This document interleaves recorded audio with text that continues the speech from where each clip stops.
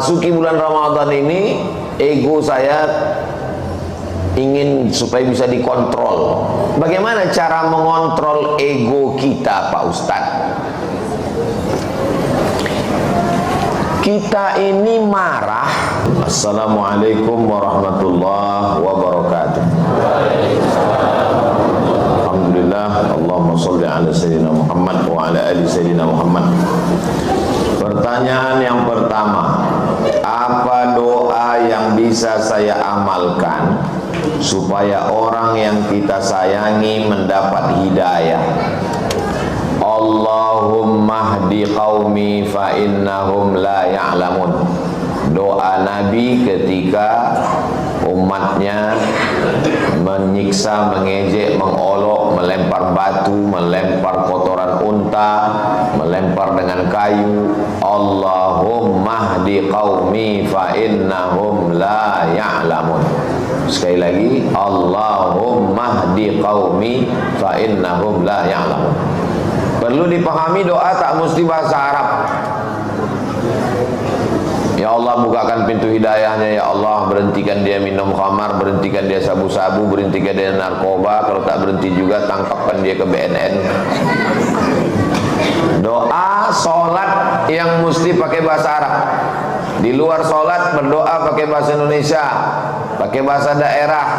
Ambo sampai kini berdoa masih pakai bahasa kampung, bahasa daerah. Yang bahasa Arab itu cuma 4 saja. A'udzubillah, bismillah, alhamdulillah, salawat. A'udzubillahi minasyaitonirrajim, bismillahirrahmanirrahim, alhamdulillah rabbil alamin, wassalatu wassalamu ala asyrafil anbiya'i wal mursalin wa ala alihi washabihi ajma'in. Ya Allah, Ambo akan pergi tausiah ke Masjid Al Ihsan Rumbai. Jangan sampai kami ban pocah, jangan sampai masuk ke lubang, jangan sampai masuk ke Sungai Siak, jangan sampai. Saya tidak bisa pakai bahasa Indonesia, Pak Ustaz. Pakai bahasa awak. Ya Allah, iko banyak bana angkat dimintakan anak pertama alun balaki, anak kedua alun babini. Minta kepada Allah SWT. Saya bukan orang Minang, Pak Ustaz. Saya orang Jawa. Ada apa kaitan Jawa? Ya Allah, iki wis pirang-pirang dina bojone urung teko.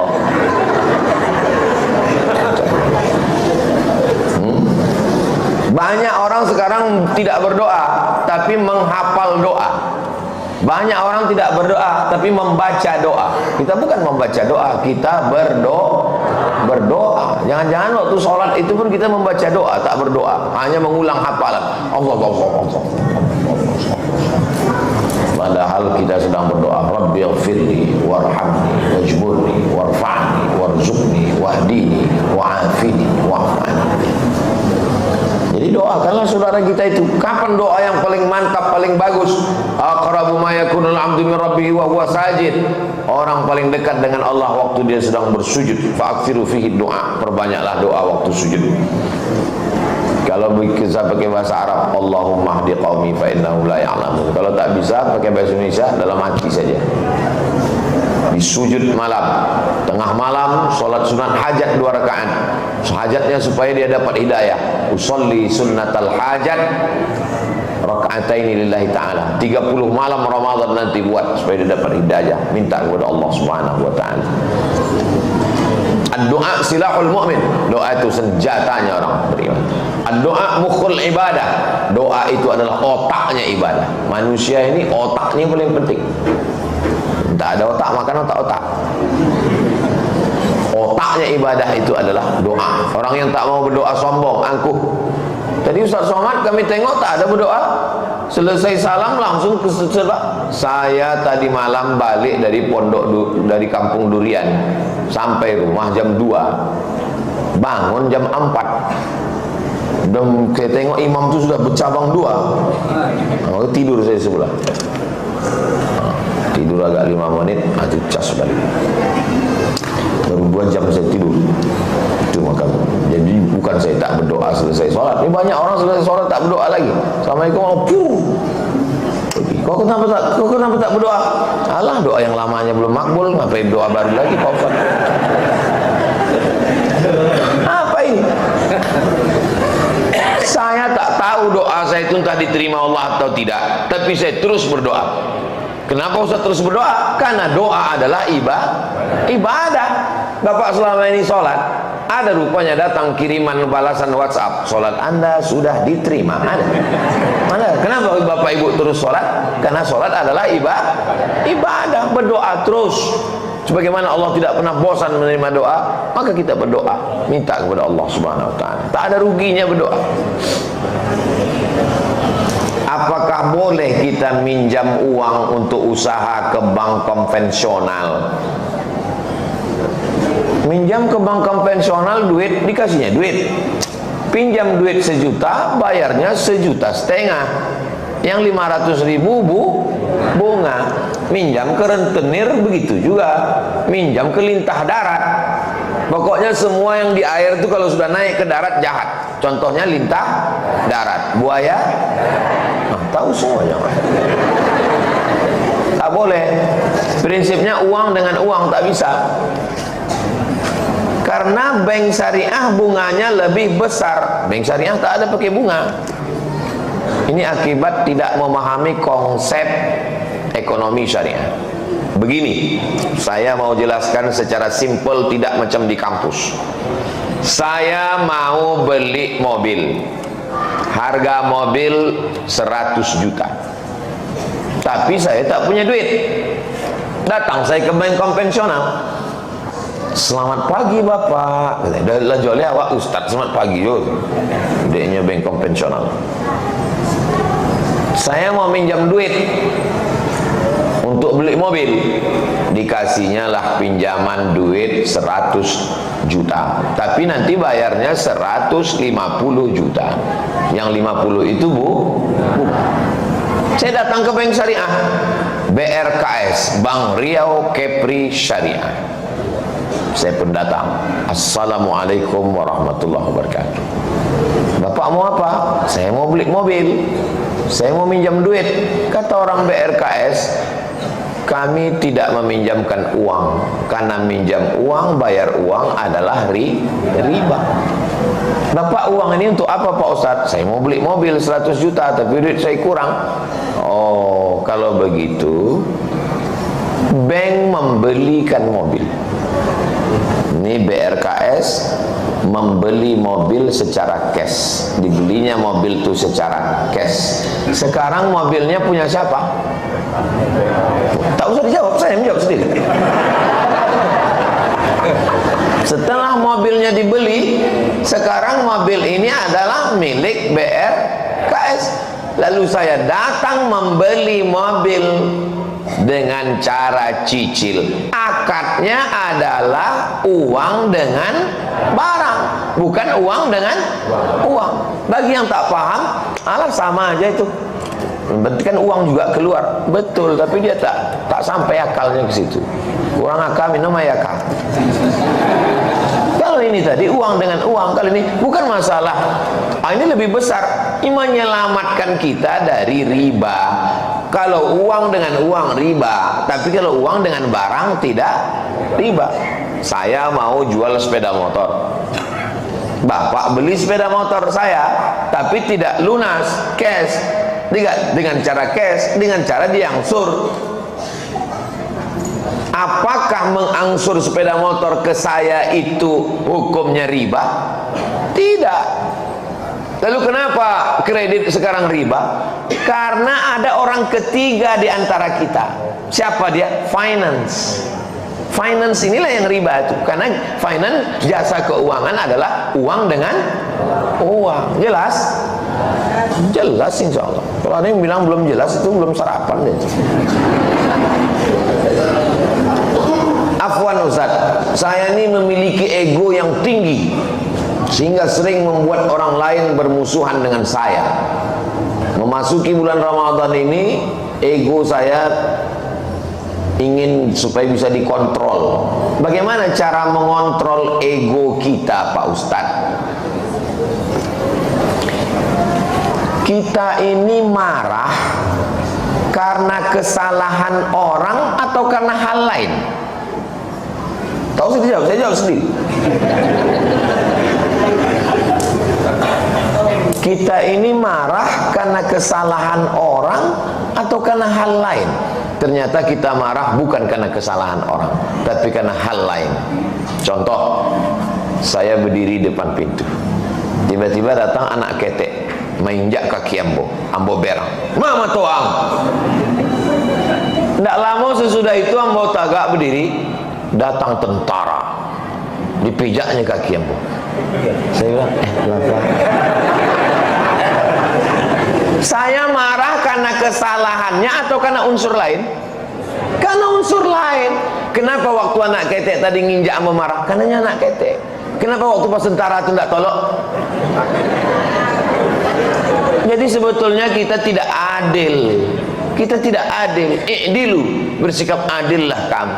Orang pergi ke rumah makan, minum. Maklumlah ibu-ibu mengurus anak itu lagi kurang konsentrasi, tagihan belum, uang listrik, uang air, tersenggol lah, tumpahlah jus tadi. Kemana mau tuang? Lalu kemudian bapak ini sore diundang sama kawan, bro, kongko-kongko kita sore ini. Oke, I am coming. Datang di tempat yang sama, jus yang sama, tumpah juga. Tapi apa kata dia? Tenang, kita pesan satu lagi. Pertanyaannya, dia marah tadi karena jus itu tumpah atau karena unsur lain? Berarti kita tidak adil. Kenapa waktu pertama marah? Kenapa waktu kawan tak marah? Paham?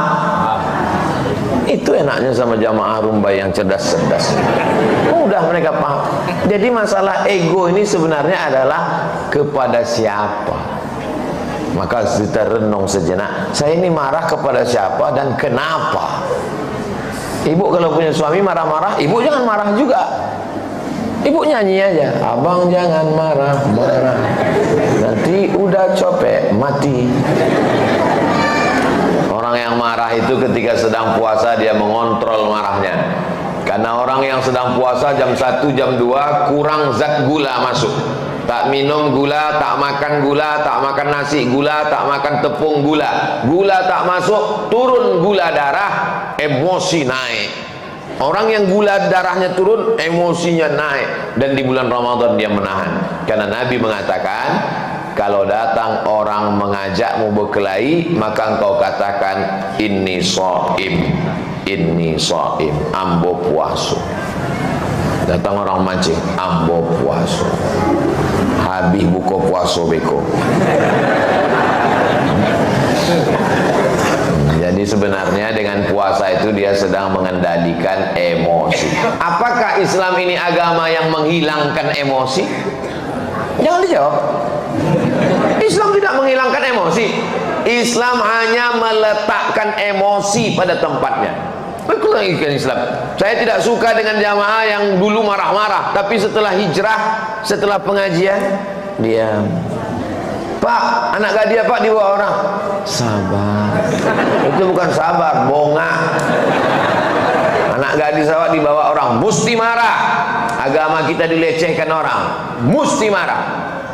Buya Hamka itu orang yang paling lembut. Dihina orang, dipenjarakan orang, difitnah orang, tak melawan. Dipenjarakan orang 2 tahun, 3 tahun, 4 tahun, mati yang memenjarakan tuh, dia menyolatkan jenazahnya, luar biasa.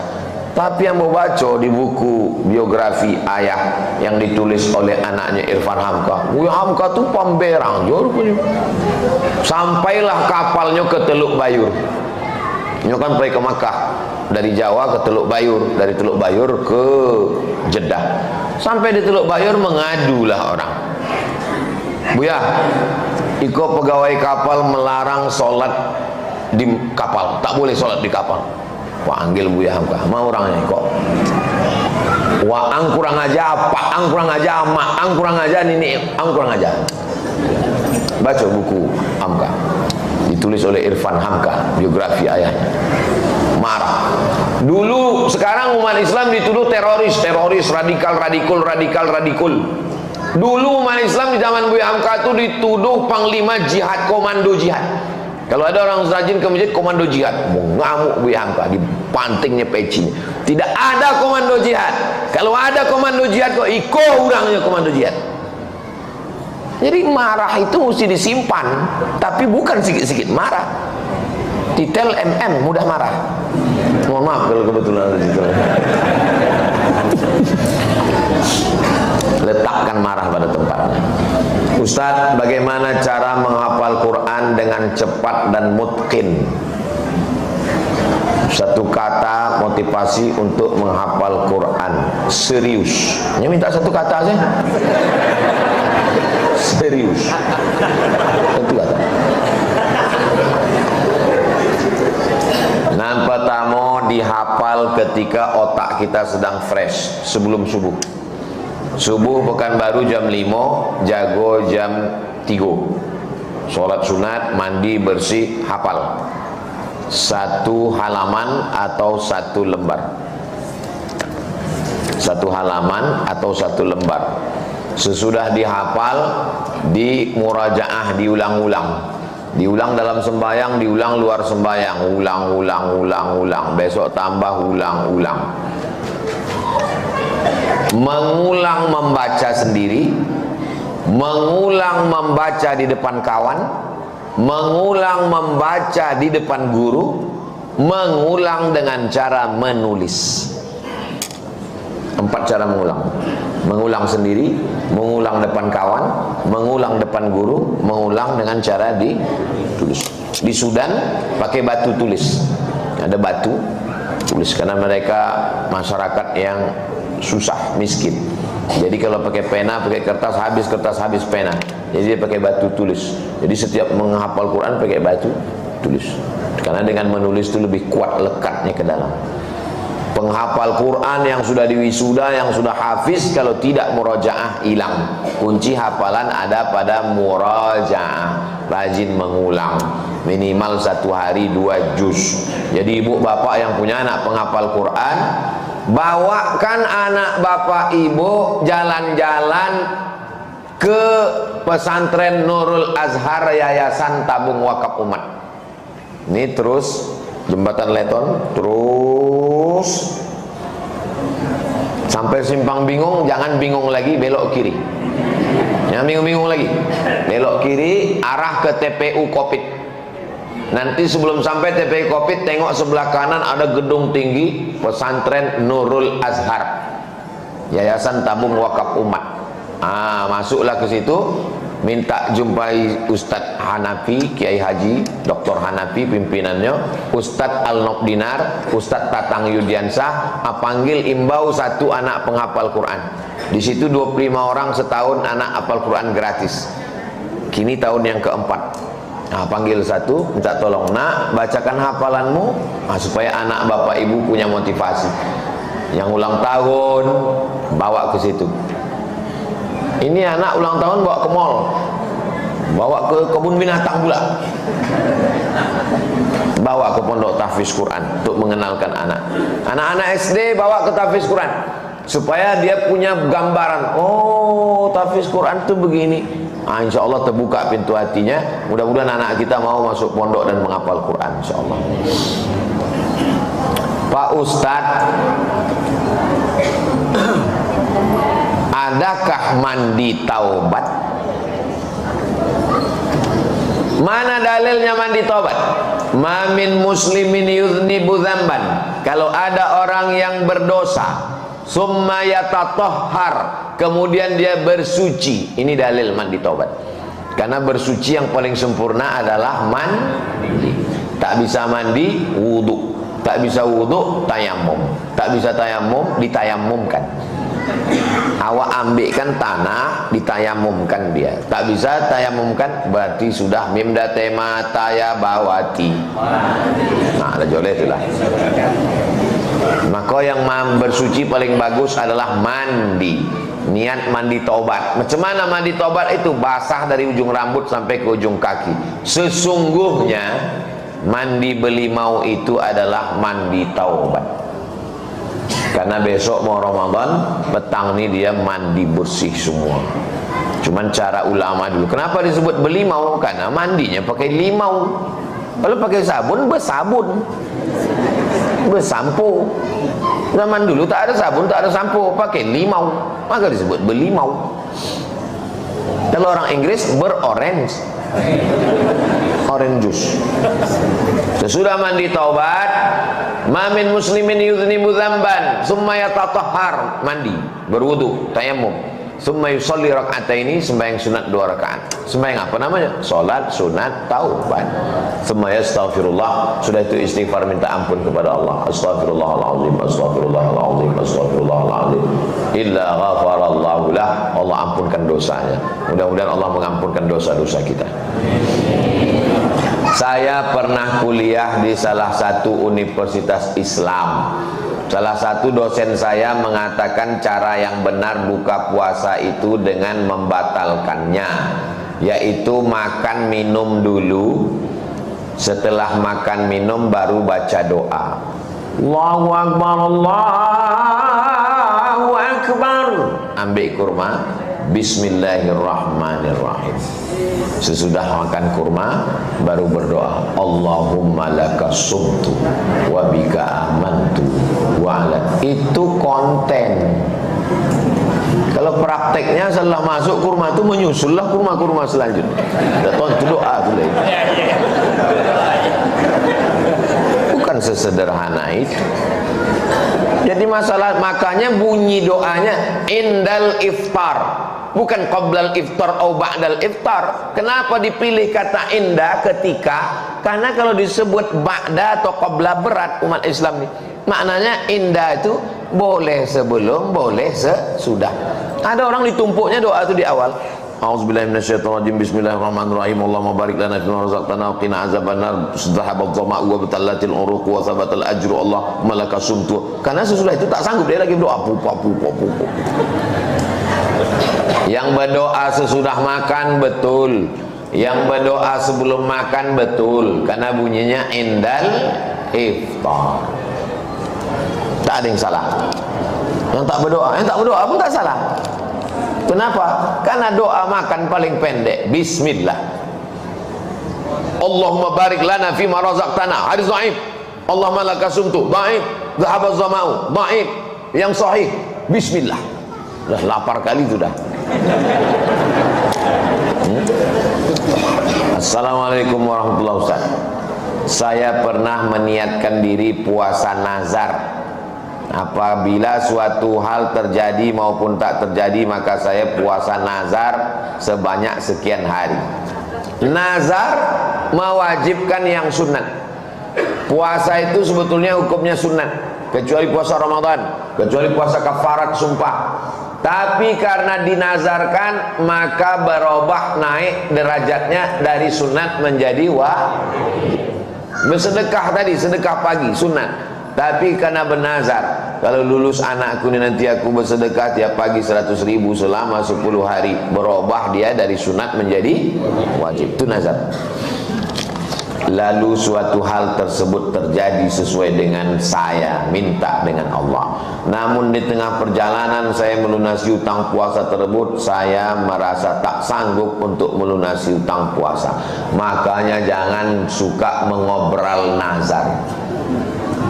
Suka kali bernazar, nanti kalau anak ini lulus saya akan berkurban, nanti kalau ini saya akan puasa. Satu pun tak dibuat. Bagaimana hukumnya Pak Ustadz? Apakah kafarat saya diterima atau saya sebaiknya mencoba mengangsur puasa?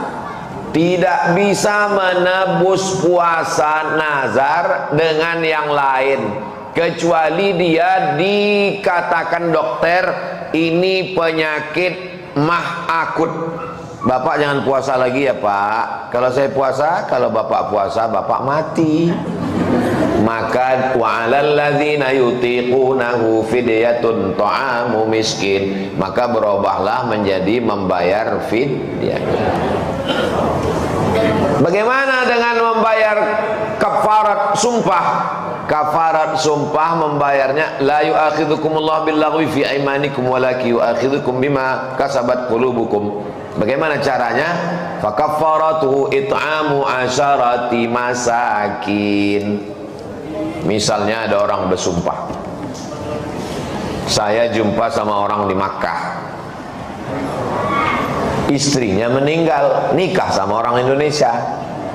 Dia cerita sama saya, kata dia, saya dulu Pak Ustadz, waktu istri saya meninggal, menangis saya, ya Allah, aku sampai mati takkan berbini gitu. sesudah sebulan kekonang nak berbini. Jadi cuma saya bilang, kata dia berbini, dibayarnya lah kafarat sumpahnya tadi. Membayar kafarat nazar sama dengan membayar kafarat sumpah. It'amu asyarati masakin, kasih makan 10 fakir miskin, makan pagi, makan siang, makan malam.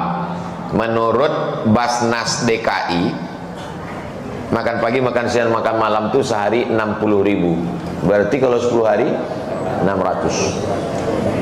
2, au kiswatuhum, kasih makan, kasih pakaian 10 fakir miskin. Ketiga, au tahriru raqabah, membebaskan budak hamba sahaya. Tak ada lagi budak hamba sahaya sekarang. Faman lam yajid fasiyamu salasati ayyam. Siapa yang tak sanggup maka puasa 3 hari. Maka ibu jangan percaya kepada sumpah bapak. Puasa di 3 hari selesai. Saya menyampaikan ini membela ibu ini. Saya ini mendengar suara perasaan kalian, Besti. Jangan percaya pada sumpah, karena begitu mudahnya orang bersumpah. Adapun nazar puasa tadi, maka dia teruslah angsur. Dia tak sebutnya berapa utang puasanya, maka angsur. Utang puasa saya Pak Ustadz 90 hari Pak Ustadz. Mengandung anak pertama 30 hari. Menyusukan tahun pertama 30 hari. Menyusukan tahun kedua 30 hari. 90 hari utang untuk satu anak. Anakku, kau lahir ke atas dunia ini 90 hari makmu tak puasa. Jangan kau lawan mak. Jangan kau cakap kasar. Jangan kau melawan. Karena 90 hari dia tak puasa, melahirkan kau meregang nyawa, melahirkan kau dunia ini. Banyak anak-anak sekarang ini melawan, disangkanya melahirkan ini macam bersin. Hacim lahir. Berapa lama kami mengganti puasa 90 hari ini Pak Ustaz? Setahun lunas. Bagaimana caranya? Senin Kamis, Senin Kamis, Senin Kamis, Senin Kamis selama sebulan. Berapa hari? 8 hari. 10 bulan? 80 hari. 11 bulan? 88 hari. Tambah 2 hari. 90 hari lunas.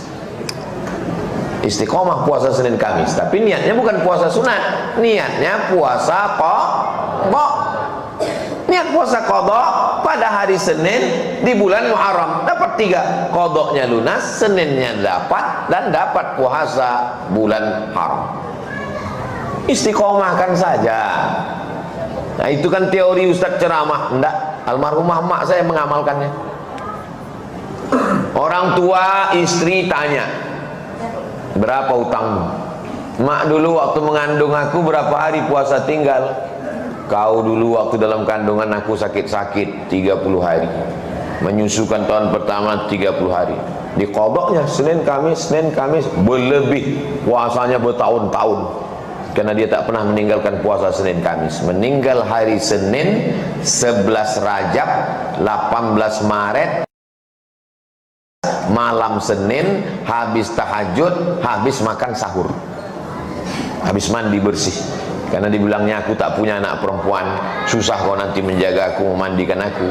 Aku berdoa kepada Allah, aku mau mati dalam keadaan sehat, habis mandi bersih, matilah hendaknya, sampai doanya dikabulkan Allah. Dan sehat walafiat, puasa, umurnya 71 tahun, tak tinggal puasa Senin Kamis. Jadi ibu paling bagus. Ini banyak perempuan sekarang diajak makan tak mau. Makan siang ini diet, tapi puasa tak mau. Datanglah orang membawa iklan susu saset. Ustadz Somad kelihatannya kurus sekali, kata dia. Ustadz biar lebih berwibawa minum susu ini, menambah berat badan. Banyaklah iklannya, bla bla bla bla. Habis itu saya tanya, pernah kau ke Masjid Agung An-Nur? Pernah Pak Ustadz. Nampak orang lari-lari berkeliling pakai baju kresek sampah? Ya Pak Ustadz. Untuk apa mereka lari itu? Biar kurus Pak Ustadz. Aku tak lari udah kurus. Untuk apa aku lagi makan susu ini? Tak Tak usah pusing mau kurus mau gemuk, yang penting sehat. Kalau didengarkan cakap manusia ini capek kita.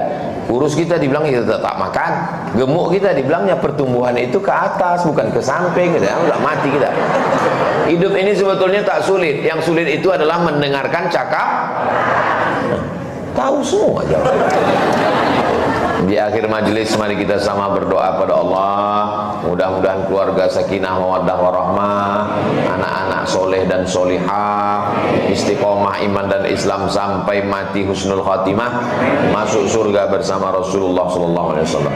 Al-Fatihah. A'udzubillahi minasyaitonir rajim. Bismillahirrahmanirrahim. Alhamdulillahirabbil alamin. Arrahmanir rahim. Maliki yaumiddin. Iyyaka na'budu wa iyyaka nasta'in. Ihdinas siratal mustaqim. Siratal ladzina an'amta 'alaihim ghairil maghdubi 'alaihim waladdallin. Amin. Allahumma salli ala sayyidina Muhammad wa ala ali sayyidina Muhammad. Assalamu alayka ya Rasulullah. Allahumma anzilir rahmata was salamata wal barakata ala hadhil jamaah. Ya Allah, turunkanlah keselamatan, kerahmatan, keberkahan kepada seluruh jamaah ini ya Allah. Allahumma ja'alna muqimas shalah, jadikan kami orang yang menegakkan salat, wa min dzurriyyatina, sampai anak cucu kami sampai hari kiamat ya Allah. Allahumma ja'alna min muammiri masajidik, jadikan kami orang yang memakmurkan masjidmu ya Allah. Allahumma taqabbal minna a'malana, terimalah segala amal kami ini ya Allah. Allahumma barik lana fi Sya'ban, berikan kami berkah di bulan Sya'ban, wa ballighna Ramadan, sampaikan kami ke bulan Ramadan. Allahumma ja'alna minal ladzina yastami'una al-qawla fayattabi'una ahsanah, jadikan kami orang-orang yang mendengarkan ucapan baik mengiringinya dengan amal yang baik. Allahumma khtim bis salihati a'malana, tutuplah amal-amal kami ini dengan husnul khatimah. Wa ja'al akhir kalamina, jadikan akhir kalam kami inda intihai ajalina, ketika ajal kami sampai la ilaha illallah Muhammad Rasulullah sallallahu alaihi wasallam, kalimatu haqqin 'alaiha nahya wa 'alaiha namutu wa biha nub'atsu insyaallah ta'ala minal aminin.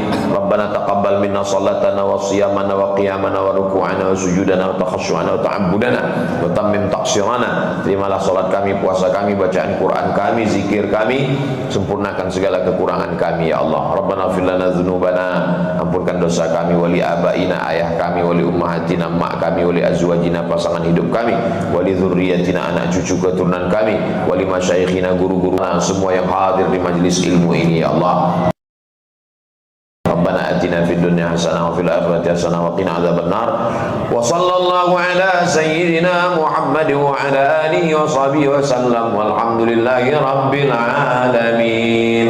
Taqabbalallahu minkum minna